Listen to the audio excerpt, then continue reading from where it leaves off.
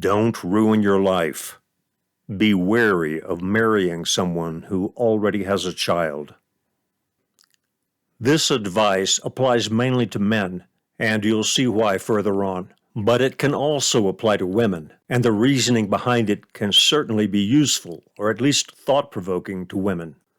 Some people may be put off by this advice and the following discussion. They may think it's hard-hearted or selfish. Others will say they know of marriages like this where everything worked out well.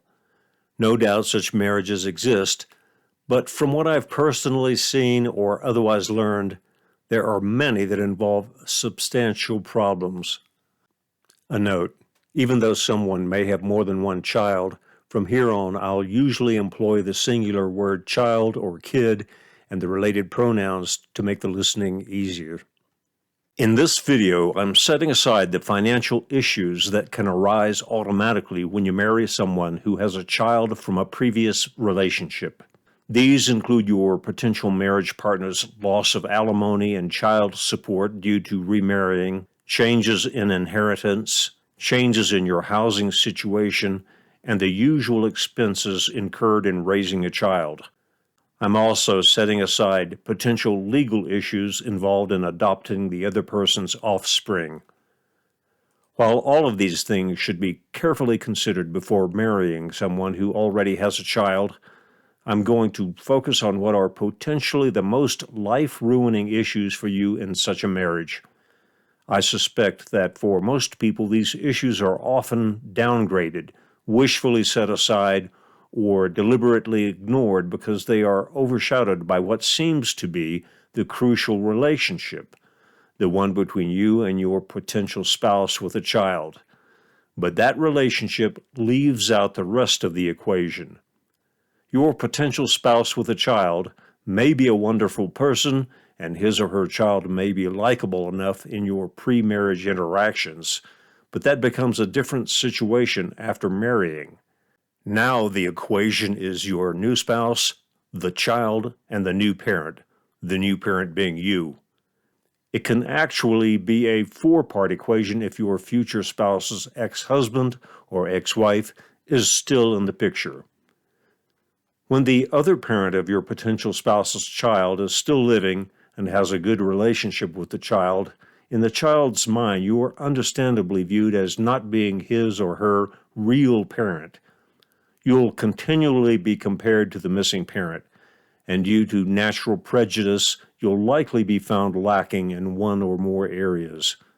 This can create resentment and disrespect toward you whenever you discipline the child or prohibit him or her from doing something you think is wrong, detrimental, or dangerous. This resentment, possibly along with expressions of disrespect, is likely to get worse as the child enters the teen years and naturally becomes more independent and rebellious. A child's visits with his or her biological parent will likely reinforce the idea that you're not the real parent. This idea can actually be intensified if the visits with the biological parent are fairly rare. This is because these rare visits will often be scheduled during a holiday or seasonal vacation, enhancing the emotion and excitement for the child. The visit is likely to include special outings, a shopping spree, a fishing trip, a trip to a theme park, etc. During the visit, the biological parent will probably overcompensate for his or her absence and give the child close and constant attention, which children naturally love. For the kid, a visit like this will be all fun all the time. Furthermore, the rarely seen biological parent won't have the daily child-raising problems that you, the step-parent, must deal with every day. The biological parent may make matters worse by ignoring the beneficial discipline you correctly impose on the child. All of these things make your day-to-day existence with the child, and by association yourself, seem dull and even irksome. When the child compares you to the perceived awesomeness of his or her real parent, you're going to lose. And this forms a strong basis for the child to resent your control, even your very existence in his or her life, especially as the child gets older and naturally more rebellious, as mentioned earlier. It's worth noting that there are at least two situations in which marrying someone who has a child has a higher probability of working out well. The first situation is when your prospective mate's child is very young. The general rule is the younger the child, the better.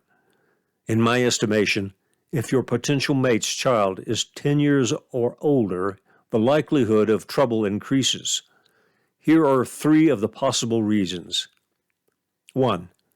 Compared to a younger child, a child 10 years or older may be more accustomed to life with only one parent or to life back and forth between the two parents' homes, and therefore will see you as an unwelcome change. In contrast, a younger child is less likely to be set into a routine and more likely to uncritically accept change. 2. Compared to a younger child, a child 10 years or older may have more vivid, coherent, positive memories of the absent parent, even imaginary memories if the parent left long ago or is dead. When the child compares you to these unrealistically positive memories of the absent parent, you will likely come up short. 3. Compared to a younger child, a child 10 years or older will be close to puberty or already experiencing it.